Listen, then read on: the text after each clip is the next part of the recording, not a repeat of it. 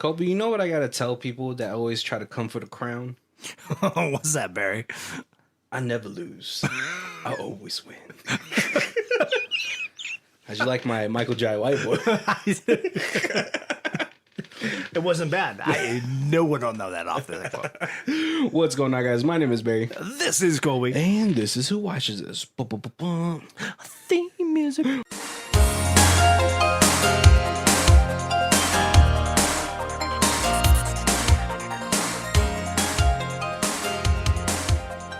What's going on, guys? Welcome to the third week of a TUBI original month. TUBI.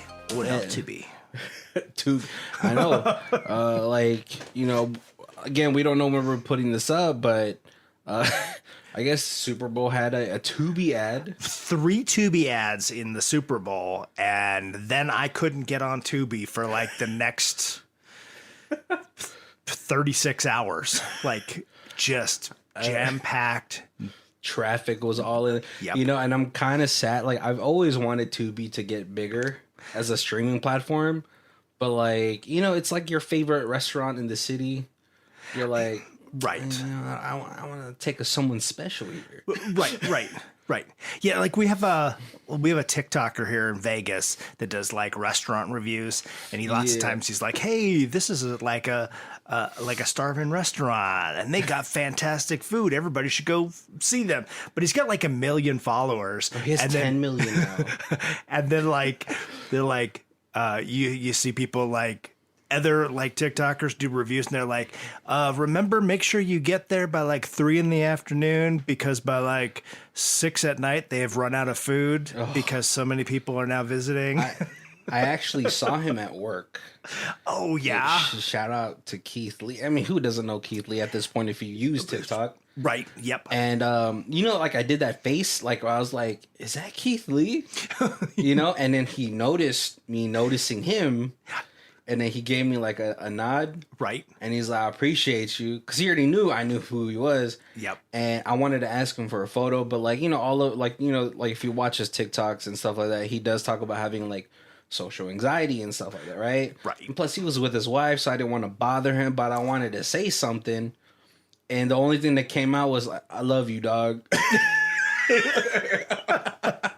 That's appropriate though. Yeah, that works. Hey, obviously shout out to, to him. He's like giving all these small business like restaurants like, a second life pretty much. Yeah. Doing. Hey, he got big enough that Mr. Beast had him come down so they could review chocolate. He rebuilt his house. I was like, I don't know how I'd feel about that. It's like, did you just rebuild my house for my video? Did you watch that review, by the way? I did at the beginning. So it's funny you said that, because I was like, the first time I watched it, I was like, after they take a bite of the chocolate, Mr. Beast just like throws the chocolate against the wall, and it's his house. Like, what? How rude. Yeah. But now that you said that he rebuilt the house, I'm like, oh, that makes so like they much made more. a set, right? But I don't know if like that was weird. Some people were kind of coming after Mr. Beast, but I think he was just like doing like it's like a marketing ploy. Right. Mr. Beast is upset that Keith Lee doesn't like his chocolates, but like Mr. Beast, obviously his team knows that he's not a big sweets guy. Right. So and then like so now all these people are talking about how he acted, but then I think they had like a talk, whatever, that he was gonna like act out a little bit. Right. So because obviously he would have been like, oh, should I go? But it's honest reviews. So like you got somebody like Mr. Beast, yeah, and you're like, oh, this is terrible. 10 out of 10 because you don't want to embarrass him. But it's like, this is too sweet for my taste. I can't give you higher than a 6. And plus, Keith Lee is like a mixed martial artist, so he can take care of him. Right. So. All right, let's get to our first segment where I Dr. Seuss the trailer for you guys, because we haven't told you what movie we're talking about. You just know Michael Jai White's in it. Right. All right, Michael Jai White playing Boss, a soldier of fortune. Will he get God? I think I kind of like flows. Leading a team classified as canaries. At the end, how many will get buried? A mission for a cure is the goal. Will they be able to make it out of this hole? Or is it just 2022's TUBI original movie, Deadzone? Not to be confused with Stephen King's Deadzone. You know that sci-fi does it all the time. Atlantic Rim, Right. Yep. Joe Gizilla. I don't know. I'm pretty sure Amazon or Sci-Fi's had like a spoof Godzilla movie. Right. It's called it's the one with Ferris Bueller in it. Right. And like they've got they did a King Kong one that had like a similar name, but it was like Kong King. Yeah. Donkey Kong. Right. Oh man. The Jungle King or something like that, and then it was a giant monkey. Bones Island. Right. Yeah. So as I was watching this movie, I was like, there is not a lot to talk about with this movie. It's a pretty simple A to B type of goal. Right. It is full on like 80s horror zombie, let's get the cure movie. Like, yeah, there's not a huge amount of character development, so this might be a short episode for you. Right. Almost all practical effects, so it's good. Yeah. Except for apparently nobody from Tubi and or Sci-Fi Channel has access to rent a military helicopter, and they just all use this really bad helicopter CGI. Yeah. So we start this movie. It looks like there is a person setting up a bomb on a car. Right. It's a very, very Unabomber type of bomb, using a kitchen timer, making noise to lure a bunch of infected. Right. Which I feel like it's like there's zombies, yet it's weird, right? It kind of feels like they're just like radiation infected zombies, but then like later we see our like main antagonist, and he kind of looks like Nemesis from Resident Evil. Yeah. Right. It's weird, right? But a huge explosion goes off, and then it cuts to the military base. Well, then the two people who set off the bomb are trying to escape, and one gets beheaded, and then it cuts to the military base where Michael Jai White, of course, is hitting the sandbag or hitting the heavy bag. Right. Still buff as ever. Yeah. But he's with their team. They're hanging out, and they all of a sudden get called by the Master Chief, and they're like, "We got a mission for you boys."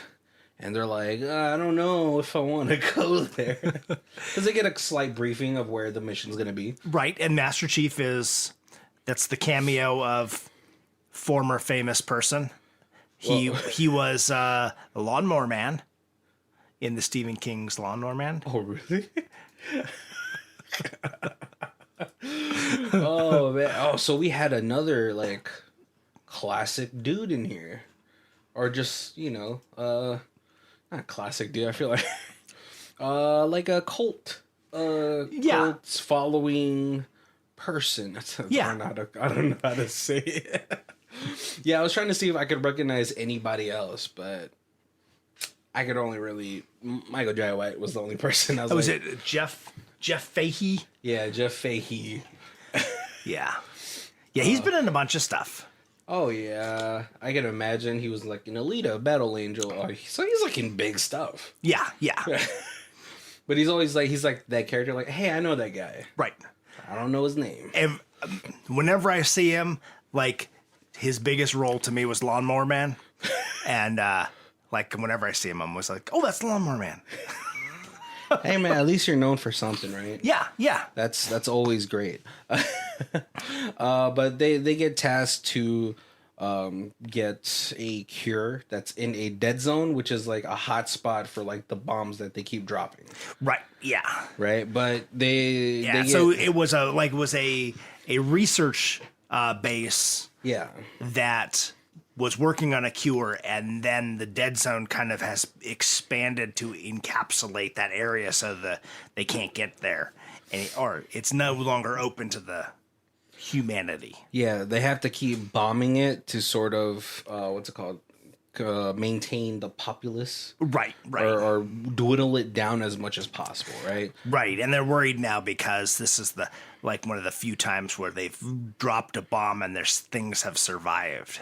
Oh. So they're like, uh-oh. But there's also like a ton of radiation because they've been dropping bombs. Yeah, just a whole bunch of bombs. But they get tasked with it by someone that Boss knows, Ajax, who has switched over to like research and development, and they have made these Iron Man like helmets. Right. It has like an HUD system in it. It's very futuristic. It's probably the most they spent on the budget. Right. It kept making me think of what's it, like red versus blue Halo? Yeah, those helmets are and so we get a little backstory between him and Ajax. It looks like they kind of hate each other, but they're actually really good friends. Ajax almost becomes his brother-in-law. He's talking to his sister, but they broke up. Makes a little comedy in this movie. He's like, "Hey, how's your sister, brother?" We get like a little martial arts thing. I was like, I got hyped for this, right? Because it's like, oh, cool. They're doing some like fight choreography. It looks pretty cool, and I'm super down for that. You're right. Yeah, because White does He's a martial artist. And then they proceed to do the bare minimum. I watched somebody else talk reviews and stuff, and they said they were guessing that because they're in like full body kind of armor and you can't see them, maybe that the main actors aren't in this movie as much as they give you the impression. And sometimes the fights are just like the stuntman A and stuntman B kind of wrestling it out. Are you telling me we got Power Rangered? It's a possibility. I don't know. I didn't do enough back. There's not enough available back research for me to find anything more. It was just a comment that some other reviewer said. Oh, okay. That kind of sucks. Yeah, because I was like, Michael Jai White is much bigger than that guy, like the whole time. I guess, like, it's funny. They probably could have done like a good amount of it in like a day or two. Like the face acting and then the very small portions that they had where they had to take off the mask. Right. But that's unfortunate. Yeah. It was like that, like this Sylvester Stallone movie when he was Judge Dredd. And like he didn't have the helmet on most of the time because they were like, we're paying for Sylvester Stallone's face to be on the screen, so we can't have him have the helmet on all the time. I thought that was Sylvester Stallone saying he doesn't want to put the mask on. Well, it was a little both. It's a little both. I know, but then like still to this day, everyone's like, Carl Urban is my Judge Dredd. As much as like, because that movie rocked. Yeah, but as much as that movie rocked, I still have a soft spot for this Sylvester Stallone. Oh, yeah, I love the Sylvester Stallone one, too. Yeah. But for very different reasons. like Sylvester Stallone screaming out, "I am the law," is still the best. But, like, for source material, him whispering it is much more menacing. Yeah. All right, back to this movie. So everyone gets prepared to get to the dead drop where they're gonna parachute in, and it's actually okay. Besides the CG helicopter, it's kind of, I was like, oh, this is kind of a cool dead drop or like a parachuting out. It kind of reminds me of Overlord, not as good as Overlord, right, but I give it top 10 drops. It wasn't bad. Yeah, it was cool. Like the friggin' the radiation cloud storms and all that stuff. Although very terrifying to have that on our planet. Kind of looked decent. Yeah. Right. But yeah, the whole team gets there. They set up like a drone to start scoping out the area to see if there's going to be some infected in there, and they start to move around this city. Yep. And so they move pretty slow. I was like, this is kind of slow, the way that they're moving, and it doesn't like seem that there's too much, but the infected start to come out little by little. Yeah. But they want to make because as little noise. they've done a good job being quiet. They've got their their silencers on their guns. They're using them as minimal as possible. Because even like the guy who's on the sniper, they're like, no, don't shoot anybody unless it's like life or death. Yeah, and like their helmets, they could only hear each other in the helmets. Right. Soundproof and all that stuff. But I was like, man, I wouldn't want to rely too much on electronics if like you don't know how the atmosphere is going to be. That's true, right? And that you start to get that immediately, that the radiation is affecting communications. The signal from the drone is all choppy. Yeah, that one gets blown up because they couldn't get. So after they get to their first checkpoint, they make their way out, and that's when they first start to see like a little swarm of them coming. And this is okay. Sorry, they get to the CDC. They get to the place where they have to get the miracle or the cure. Right. And there's a couple of radiated zombies in there, but they are able to take care of it in a very quiet manner. Yeah. Until they get outside. Outside is where the issue becomes issue starts to become more prevalent, right? Now there's like hordes of them coming, not like zombie. What's it called? World War Z hordes. Oh yeah. Right? Enough extras to do this part though. Until I believe Danner's the one that gets bit.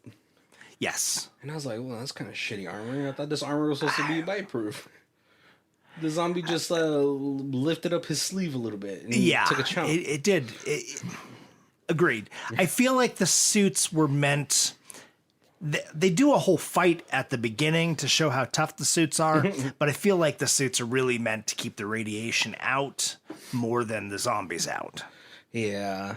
Because badass military guys, so they're never going to get bit. I know. They really should have prepared them the Halo suits. Right.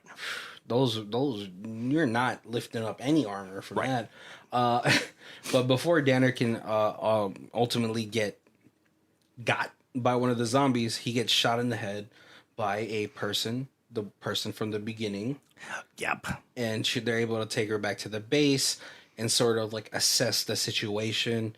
And she's like, he's gone. He's like, it's starting to spread. It's too late to amputate. He's gonna bleed out. Yeah, because the other guy's like, well, we'll just take it off at his arm off at the shoulder. Yeah, and they're like, yeah, if you do that, we're not gonna be able to stop the bleeding. Yeah. So boss is like, all right, let's skip to human trials. Yep, we got three syringes of testable vaccine. Right, let's go ahead and pump them full of it, right? We've already seen how that can possibly go bad in the more superior Overlord, but I love that movie. But no, they're able to save Danner and continue on with the mission. They talk to the girl, and she's like, well, me and my brother were trying to get out of here, but something got him. Yeah. And so I was kind of hoping that you guys would be my second chance. And like, I've been surviving in this environment for a month without shooting my gun. And the only time I shot my gun was to save your butts. Sorry, butts. Super badass. Yeah. And she has like that radiation suit from freaking 10 Cloverfield Lane. yeah. The old-fashioned gas mask and everything. Yeah. They're very loosey-goosey with the rules of this like radiation thing, because there's times where like their masks are off and it's like, okay. Right, because they Michael Jai White definitely has cancer at the end of this movie. They're like 60 seconds is how long you could be without a mask and radiation poisoning. Oh. But for some reason, the within the confines of the building, like the radiation can't get through it can't seep through the door, the cracks in the doors. Yeah. Or like in the air vents. It's like that folded box top, like on your cereal, where it's like peg into the tab, and all of a sudden you're like, well, that's going to keep my cereal fresh. So, but hey, it's a Tubi original movie. Right. We're not looking for consistency. Right. And maybe the radiation's just super thick and it just like the fog, it can't really get in. Like in the movie The Mist. The mist didn't come into the shopping center. It stopped at the door. I'm pretty sure radiation like settles. Like it like goes as far down, deep down as it can. I do not know enough scientific background on radiation to tell you if that is true or false. Oh, man. But yeah, they decided to take her along because Boss is like, well, yeah, we do need her. Ajax is against it because she's like, oh, she's not a part of the mission. This isn't a rescue op. Right, yeah. This isn't personnel. This is grab the vaccine and go. Yeah, but Boss has, his name is Boss, so yep. He's the boss. And so they try to make their way through the city. They set up like a bomb, to try to distract so that they could make it to their checkpoint, right? Yep. But a lot of unfortunate things start to happen, right? Their sniper gets got. Yeah. And this is the first time that we see a hint of something more dangerous than infected. Right, because it is something that has a tentacle or a tongue or something. At that point, you're not really sure. But it has a long grabby thing. Yeah, it kind of looks like the tongue looks like the tongues from like the lickers in Resident Evil. Yes, and it absolutely destroys this sniper. Like, what does it do? And then it inserts it like it. What's it called? Like freaking xenomorph mouth it. Right. Yeah. Because yes. Yeah. And they took inspiration. We'll say it inspiration from several movies. There's a lot of inspiration in this. They're able to make their way to a building to blow up the trap that they set, and they move on. But this whole time they're not able to make it to mission command because there's too much electrical interference. Right. Which we think is like from the atmosphere. It's a pretty plausible guess that you can make, which they do, right? And so they're able to go up to a tower, like, hey, maybe we can make it to this tower, and then it'll be all good. Yeah, we can get to command, and they're able to do that. Danner's able to establish a connection with the master control or master or whatever, but unfortunately, his friend, I think his name was like Tun. Yeah. He gets got, and then finally we do get a little bit of a glimpse of this monster. And it has like those Jeeper Creeper fingers, the long tongue. Right. Danner falls 3 stories, and he's fine. I was like, oh, is he, because he has the vaccine, is he superhuman? I was thinking that too. They didn't do anything with that, but yeah, I was like, oh, but yes, he shoots off the monsters one of his fingers. So yeah. The other people, because they're just like, no, he's just somebody big that's got radiation. He's like, no, this is something different. And then they find that finger, and it's like, oh, yeah. But when they find that finger, he's still killing Tun. He regrows the finger. Yep. So very Jeepers Creepers. Right. But Goldman, who is the girl that they found there, she's like, hey, I have another plan, and this is probably the plan. This is the plan that she had with her brother. They were able to go grab a battery for a car. Right. And so they grabbed the battery. They have an old carbine engine car, right? Yeah. So it's no electrical in it. Yeah. An old truck, so it's no electrical, so it doesn't get affected by the radiation. I know. See, some things don't have to be electrical. Right. I'm 100% scared of my Okay, so a little side tangent. All right, so when I'm driving and I'm driving behind someone that's going awfully slow, and you overtake them and all that stuff, and you're kind of mad about it, oh my god, why are you driving 5 below? Right. Oh yeah. It's super dangerous. And then when I look over, it's an old person. I'm like, oh god. Because in your head you've cursed them out a million times. Yeah. And you look over, you're like, oh. So I'm hoping when I get to that age, we do have cars that drive themselves fully. Hopefully, it's starting now. So people aren't like, stupid old man. And he's old and Asian. Slow and off. Yeah. Excuse me, but insurance companies beg to differ that we are the bad drivers. Asian people have a lower premium. Thank you very much. Yeah, plus, like a fully automated like car, there should be less like accidents, right? Right. But it also like especially if everybody's car is automated, then the cars will just work with each other. Yeah, like they'll finally be able to know how to do a zipper. Like when the lane is closing. Oh, that's man, right? Learn how to use a four-way stop. Oh. Everyone's like either everyone's an asshole on a four-way stop, or they're like everyone's too polite. Right. And, like you have to wave somebody. Like, well, you stop first, so go. Yep. Oh man, no, but yeah. So and also my biggest fear is that my car is gonna get hacked. You never know, right? But no, and so they get to this garage and they install the battery, and then everything seems to be going fine until they try to start the car, and it's not starting. And then finally we get a bigger view of this monster, and it crashes onto the car, completely totals it. Yeah. Like, I was like, geez, how heavy are you? He's big. He's a big, beefy guy. Yeah. And apparently radiation makes you heavier than you look. Yeah, and so now the car is totally totaled, and now they're surrounded by infected. Yes. And so they're still trying to make a way out until Danner gets got. Yep. But Danner's body doesn't get drained of blood. Right. But they don't know this. Because they're like, hey, what?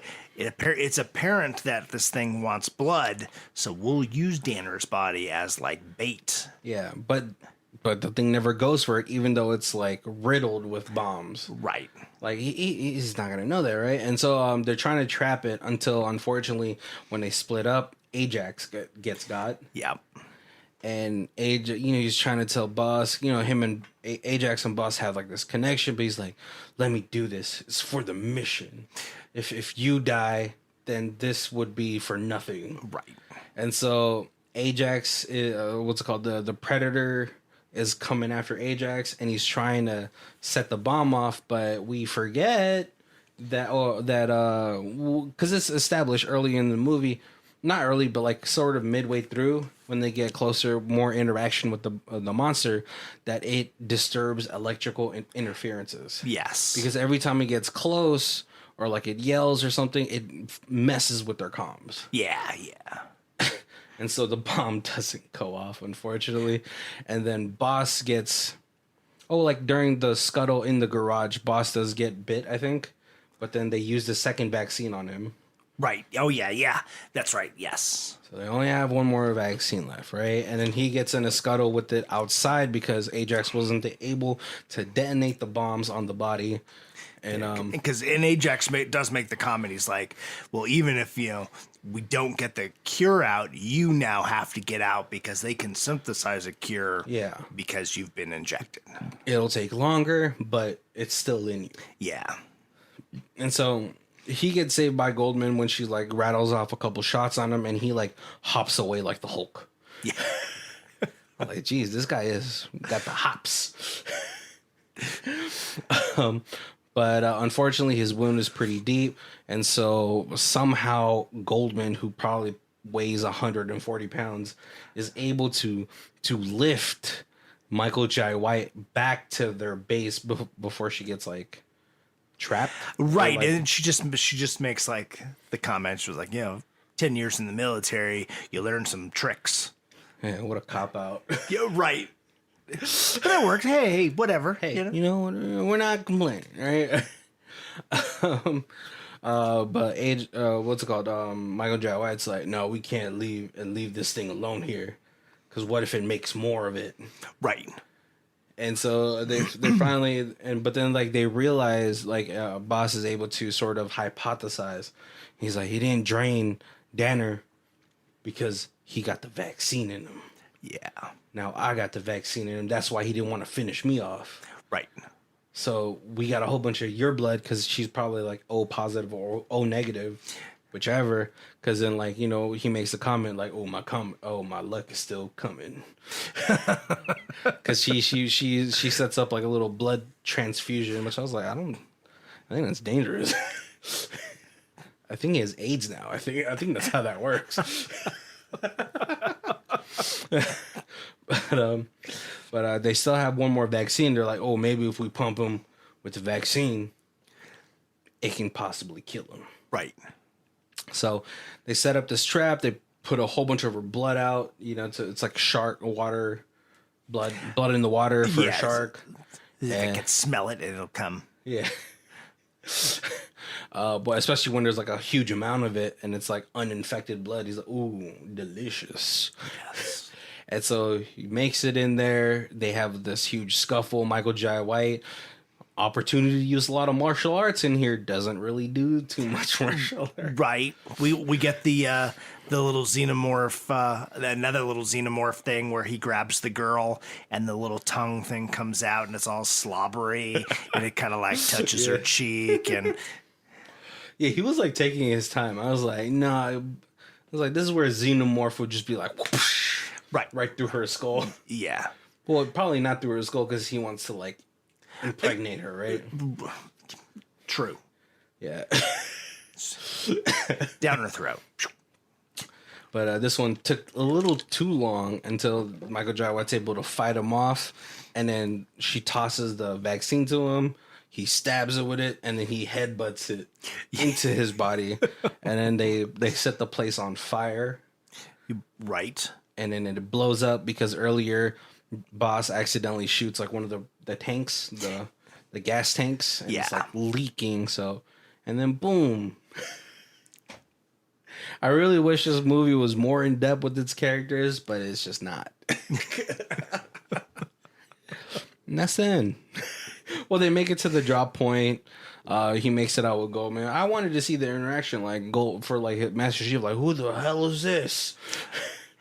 Right, and then there wasn't like, and like I kept waiting for something to crawl out of the ashes or. Yeah, I think they knew that there wasn't a sequel in the. Right, but you still gotta like. Tease us a little. Yeah, just like it's because we're so used to like horror movie endings that like we're always expecting the hand out of the grave. Yeah, exactly. Carrie classic right there. Right. But no, it doesn't. They just get on the chopper. Get in. I can't do it. I still can't do it. Get on the chopper. And then the movie ends. All right, before we talk about this movie on our favorite parts and all that stuff, let's go to our other segment, a high star, a low star. Colby, where are you at? So we got a 10 out of 10 by Van Wolferster. A great zombie movie. The cast in this movie done a superb job in acting, even if the special effects were lacking a little bit. It is still delivered a great zombie viewing experience. I especially love the zombie designs. Reminds me of a combination of other movies to video games, yet I can't give away the details without spoiling the movie. Watch it. It is great. And then we got a 1 out of 10. Boring by Motori. It is somewhat watchable, but you can avoid.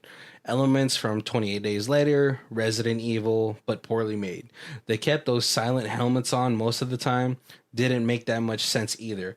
Poor quality, shoddy CGI, and overall quality. You don't have to say it twice. Oddly, for a zombie movie, the city seemed pretty lit up for everything to have collapsed. Sat through it as I had nothing better to watch and hoped it was nice, but I was mistaken. Low budget, I would not recommend.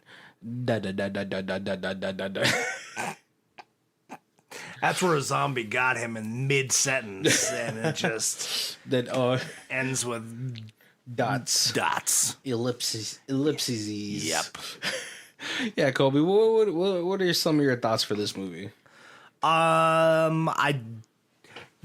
don't know if I'm going 10 out of 10, but it's way better than 1 out of 10. I thought it was enjoyable. I've like you said, it's like an hour. It was like an hour and 20 minutes. If they would have beefed it up a little, they could have added a little bit more character interaction. You could have, kind of so you cared about the people a little bit more. Yeah.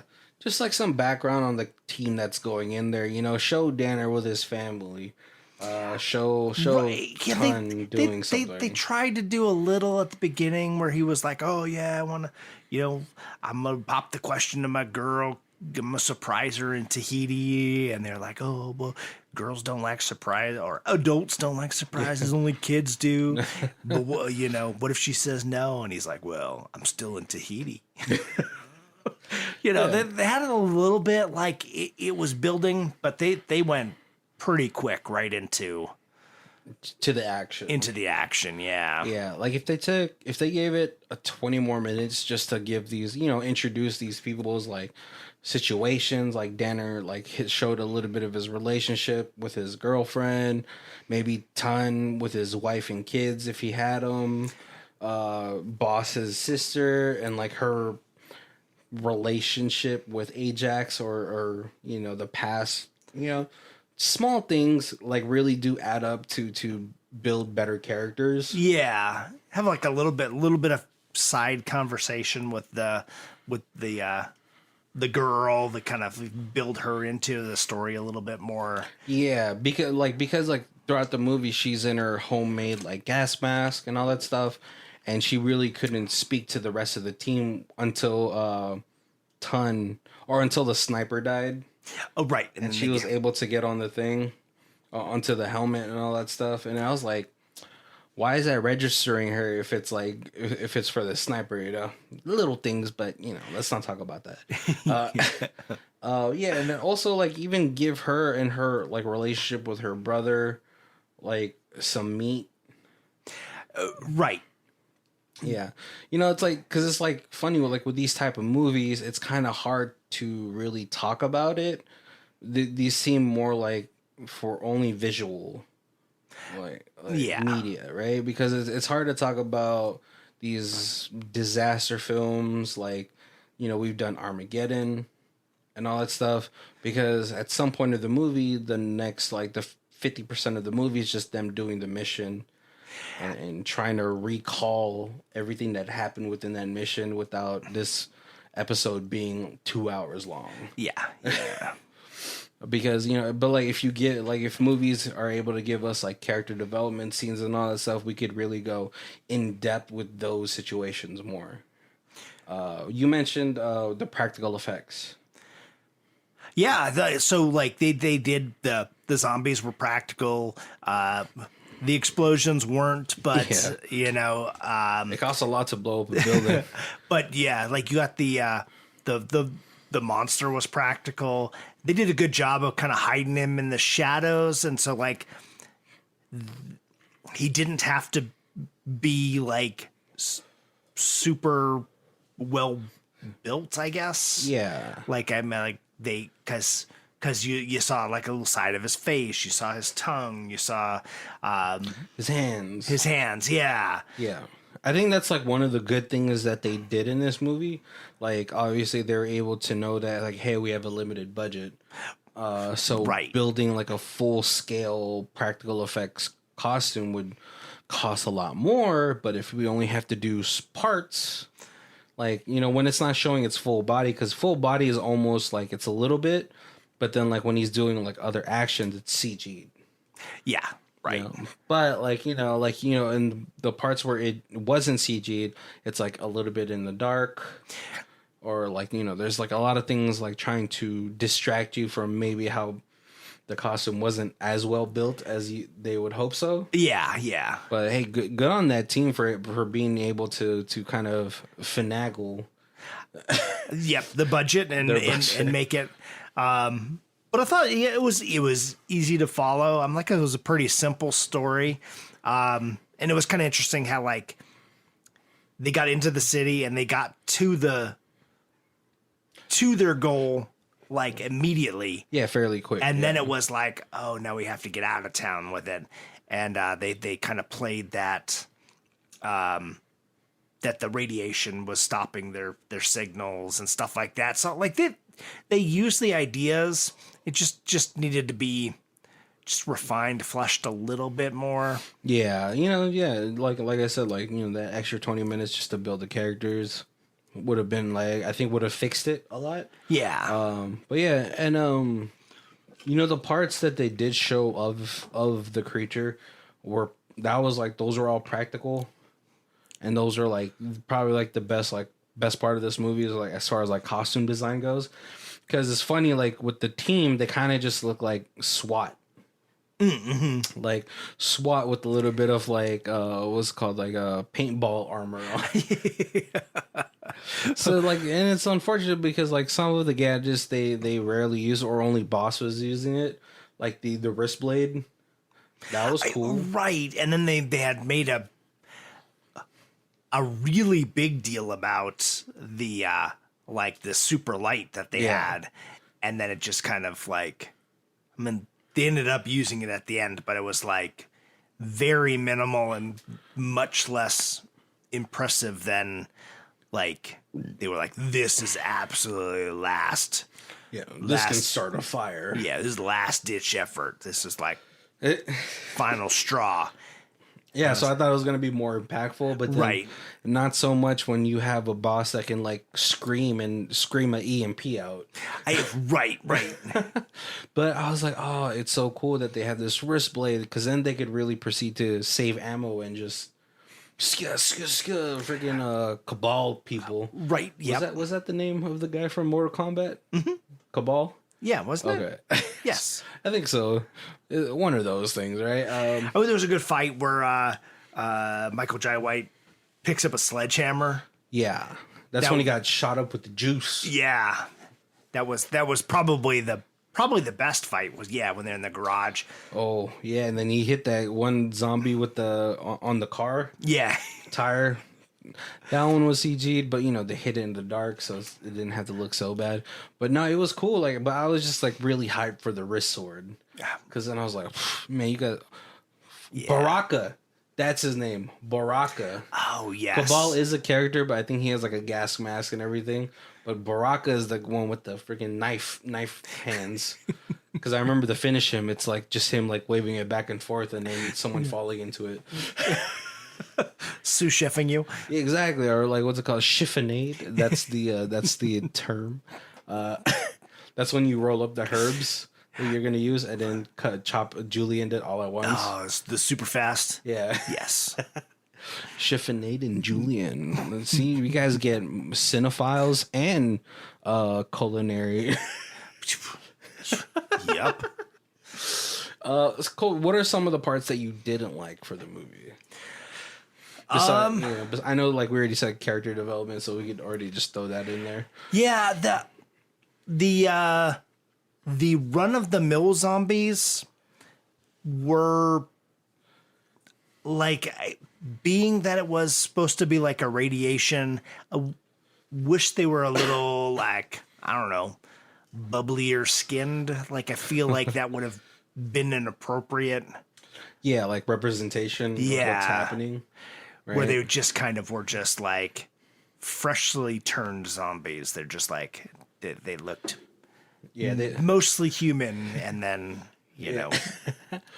I definitely would have liked a more science, like even if it's like bogus science, I wish like they had given us a little bit of like the scientific reason why these people were turning into like these zombies. True. Yes. They totally glassed over that. Yeah. They were just like, oh, we don't know. Some of them survived after we blew up the bomb to kill them. And then like Michael Jai White makes a note that there's like napalm in the air. Yeah. And I was like, I think those are like two different type of bombs. Hey, I'm not no bomb expert or anything. Like, I don't know about mustard gas and all that stuff. I feel like those are two different bombs. And I feel like the amount that they talked about the radiation being so bad that at some point somebody should have taken off a helmet or a glove and had like their skin like start to burn. And well, they re-gloved before the 60 seconds were up. Yeah.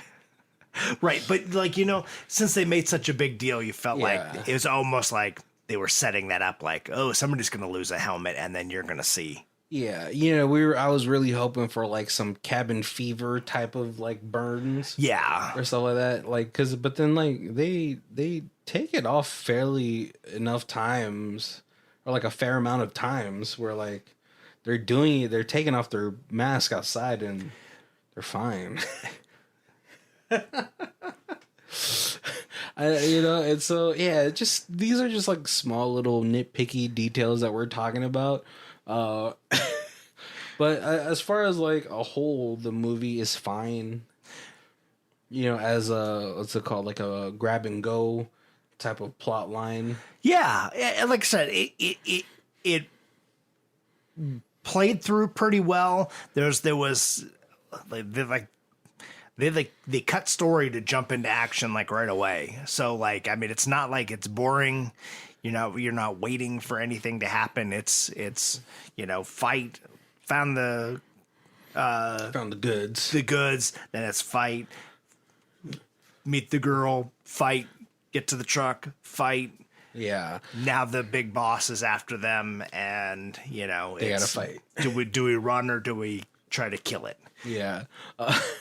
One of the things that they lacked on though was creative kills. Yeah. You got this squad of what I can assume are like Green Beret, Navy SEALs, Marine level. Right. Yeah. Maybe even a step above that, because they look like they've been a unit and they've worked more dangerous missions, or missions that are just as dangerous. Yeah. So I was really hoping for like the martial arts to kick in, like show how badass they are with like the stuff. But then like when it came down to, I guess like, obviously I don't know the situation of having a mass amount of people that are rabid coming at you. But I felt like they've been like in this thing enough to where it'd be like, oh, they're going to be badass. Right. Yeah. Especially if you got somebody who's known for their martial art, their actual real life martial art skills.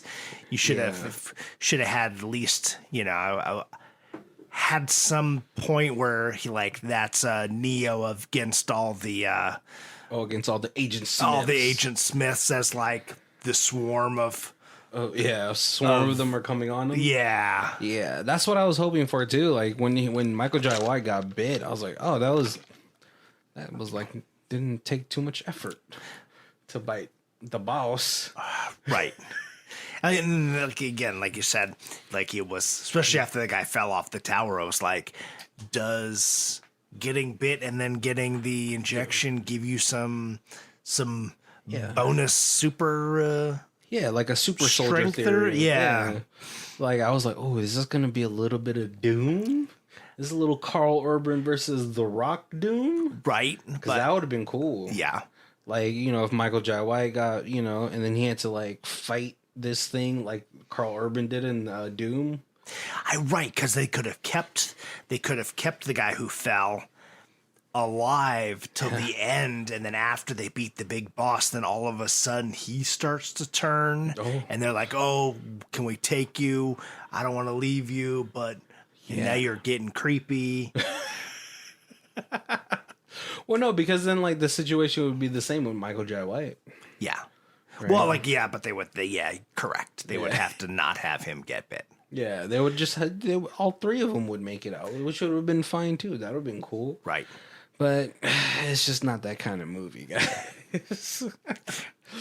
Yeah, but these are all small nitpickies. I feel like it's one of those movies you could just kind of turn it off and just watch some like, some a callback to like 80s schlock. Right. Yep.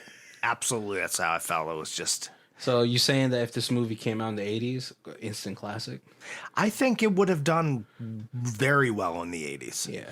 But then I would say if it did come out in the 80s, they would have given you that extra 20 minutes for the backstories for each character. They would have given the extra 20 minutes for some boobs.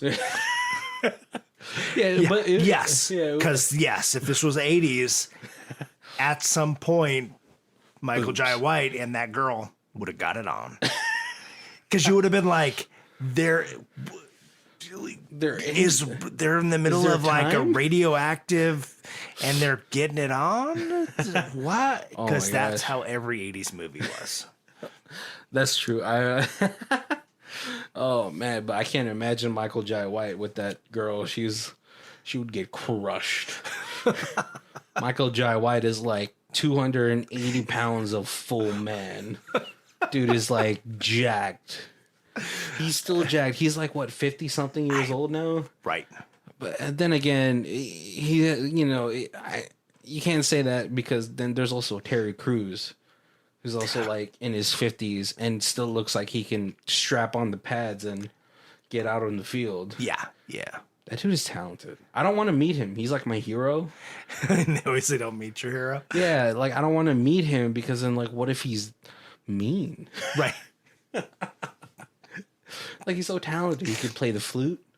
Or was it the flute or he could play an instrument. He can draw. Have you seen Terry Crews draw? I think so. Amazing. My God. What a gentle giant. If this was Robin Hood, he'd be Little John. I would love to be the Robin Hood to his Little John. I feel like I'd be the sidekick. Yep. Oh, man. All right, guys, we're coming up close to our hour. Just so I want to let you guys know that we do have a bunch of other months out there. We have Van Damme month, like Nicolas Cage. We have holiday themed months. Evil puppets. Armageddon, or like disaster movies and all that stuff. So we have a whole bunch of months. We have everything to tickle your fancy. Make sure to check out all those other episodes. But if this is the first time you guys are joining us, we do our reviews in 4 different sections. We have Stream It, DVD It, Blu-ray It, and the Ultimate Box Collection. Colby, where are you at today? TUBI, I really enjoy your service, but I feel like I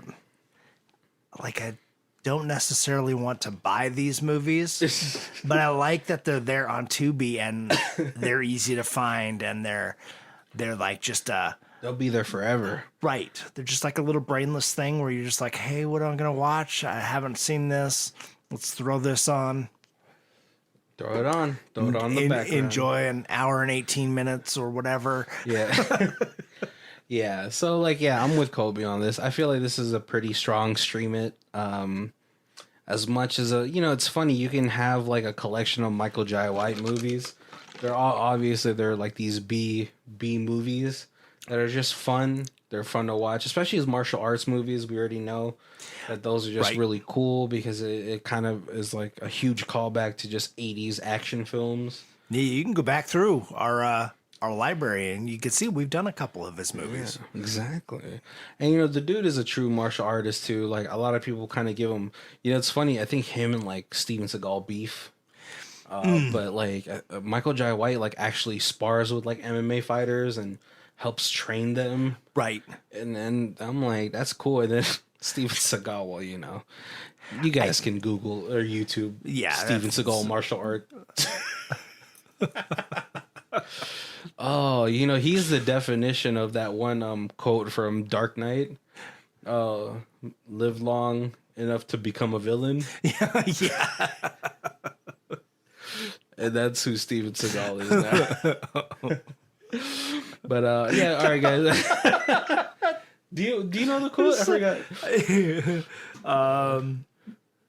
Like I totally know the quote you're talking about, but I'm not sure. Oh, you either die a hero or live long enough to see yourself become the villain. There we go. Yep. I think it's from something else though. It's like quoted to Mark Kerrigan, which I mean, yeah, they also say like what the road to hell is paved with good intentions. So yeah. Steven Seagal, I'm sorry, but that's you, bud. But make sure to check out our links down below. We have our Amazon affiliate links. If you click on those links and shop for your other necessities, that would help us a great bit. We could finally go to Roadhouse in our Canadian tuxes and our I forgot what they're called now. The mullets. Our mullet wigs. Yep. And, definitely we'll post that up on our Instagram and our Twitter and all that stuff. We might just have to do it because we always talk about it. So we should just do it. We will definitely take pictures. I don't know if they have mullet wigs. So that you should follow our socials so you can actually see those pictures when we post them. Yeah. We got a Facebook and a Twitter and an Instagram, and it's an easy way to see when we drop new stuff and to send us your love. Yeah, make sure to also check out our YouTube channel, WWT Commentary, where we do commentaries on shows, movies. We're gonna start a new segment where we do brackets, and me and Colby will debate over which movies should win that category. Yeah. Those will be highly intellectual debates. Colby's gonna have to come in with some notes. He's not too good on the fly. But I'll research it. Colby, I'll come in prepared. Have you ever bullshitted your way through a presentation? I have not. It's a talent. It's a useless talent that I have acquired through the years of never wanting to do homework. But thank you guys for joining us. My name is Barry. This is Colby. And this is Who Watches This. If you guys want to check out who does the theme music, it is Lee Rosevere. It's called Arcade Montage. It's on her album Music for Podcast 3, and her Bandcamp is down below. Thank you.